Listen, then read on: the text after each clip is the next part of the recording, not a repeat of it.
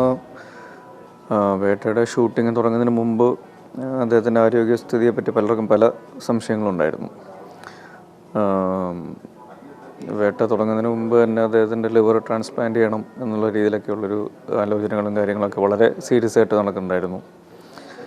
Health related issues ഒരുപാടുണ്ടായിരുന്നു. പക്ഷെ അപ്പോഴും അദ്ദേഹത്തിന് മുമ്പോട്ടുള്ള ലൈഫിൻ്റെ ഒരു കാലാവധിയെക്കുറിച്ച് ഭയങ്കര ഒരു ഭയം ഉണ്ടായിരുന്നു.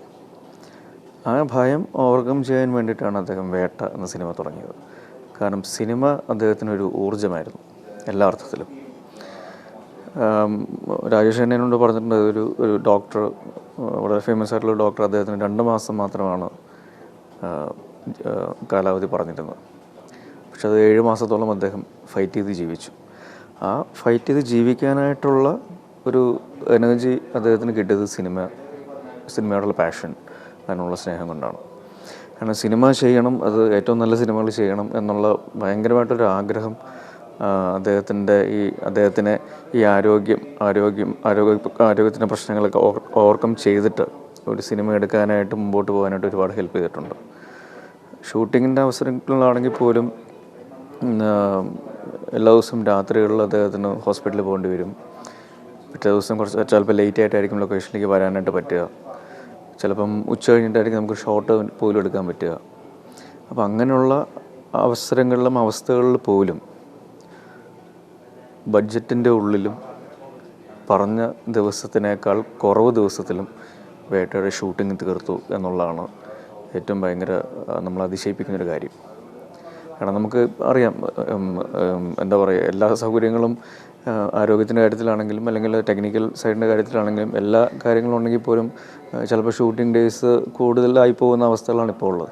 ആ അവസരത്തിൽ ആരോഗ്യ പ്രശ്നങ്ങളും കാലാവസ്ഥയുടെ പ്രതികൂല സാഹചര്യങ്ങളുണ്ടായിട്ട് പോലും within budget and within shooting schedule അല്ലെങ്കിൽ ബിഫോർ ഷൂട്ടിംഗ് സ്കെഡ്യൂൾ നമുക്ക് ഷൂട്ടിംഗ് തീർക്കാൻ പറ്റിയെന്നുള്ളതാണ് ഒരു വളരെ കമൻഡബിൾ ആയിട്ടുള്ളൊരു കാര്യം.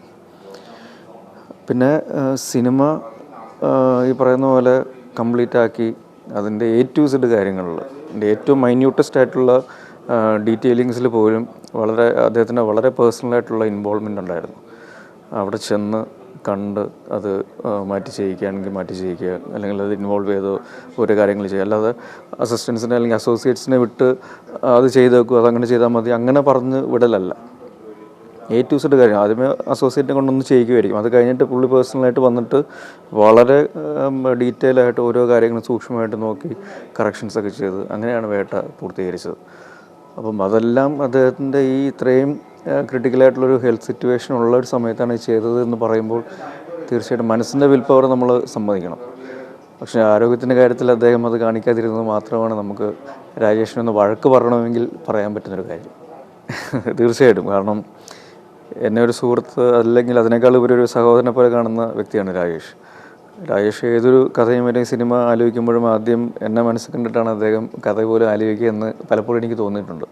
അതെപ്പോഴും രാജേഷ് പറഞ്ഞിട്ടുമുണ്ട്.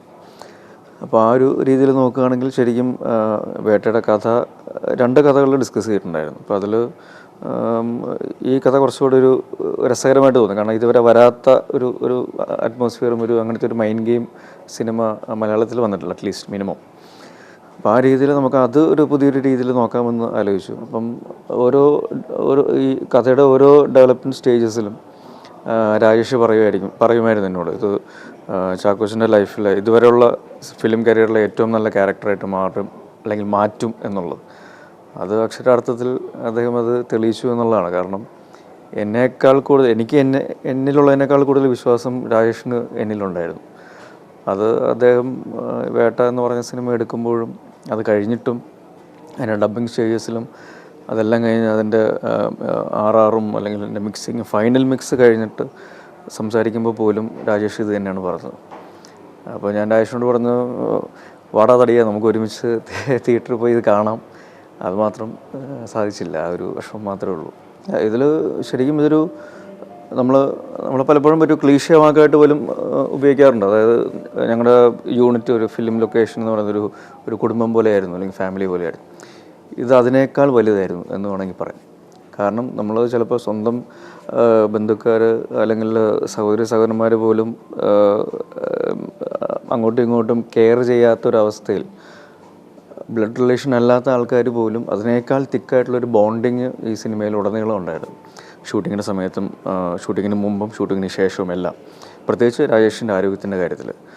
രാജേഷ് എപ്പോഴൊക്കെ ഡൗൺ ആയോ അപ്പോഴെല്ലാം അദ്ദേഹത്തെ സപ്പോർട്ട് ചെയ്യാനായിട്ട് ഒരുപാട് ആൾക്കാർ, ഒരുപാട് നല്ല സുഹൃത്തുക്കൾ കൂടെ ഉണ്ടായിരുന്നു എപ്പോഴും.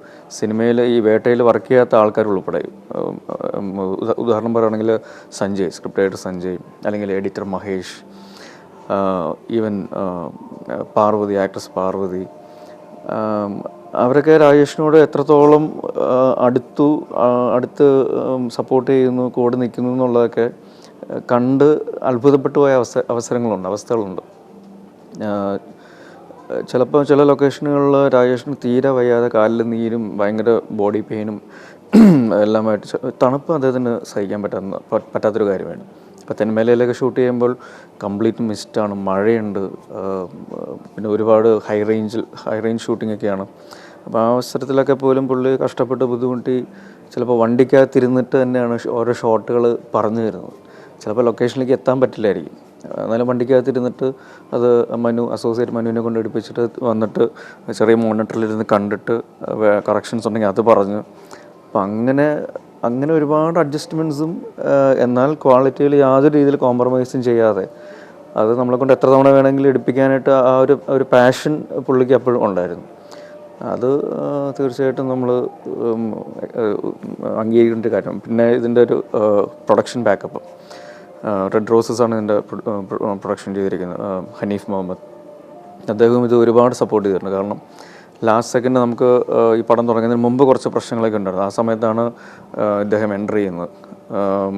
ഫുൾ സപ്പോർട്ടായിരുന്നു എല്ലാ കാര്യങ്ങൾക്കും, യാതൊരു കോംപ്രമൈസും ഇല്ലാതെ എല്ലാ അർത്ഥത്തിലും രാജേഷിൽ പൂർണ്ണ വിശ്വാസം അദ്ദേഹം കാണിച്ചു. അപ്പോൾ അത് തീർച്ചയായിട്ടും തിയേറ്ററുകളിൽ ഇപ്പോഴും ഓടുന്നു, തിയേറ്ററിലുള്ള ആൾക്കാരുടെ അപ്ലോസ് കേൾക്കുന്നു. അപ്പോൾ അതൊക്കെ അദ്ദേഹത്തിൻ്റെ ഒരു സെൽഫ് ബിലീഫിനെ നമ്മൾ തീർച്ചയായിട്ടും കൈയടിക്കേണ്ട കാര്യം തന്നെയാണ്.